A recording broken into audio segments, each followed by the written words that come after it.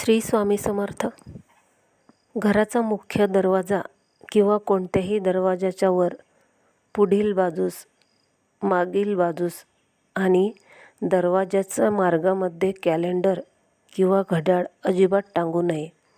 ते कुटुंबीयांच्या दीर्घायुष्याच्या दृष्टीने प्रतिकूल ठरते. त्या घरातील सदस्यांच्या जीवनाचे किती दिवस उरले आहेत याची प्रतीक्षा ते कॅलेंडर किंवा घड्याळ आशाभूतपणे करते. म्हणून दरवाजावर घड्याळ किंवा कॅलेंडर टांगू नये. श्री स्वामी समर्थ. जय जय स्वामी समर्थ.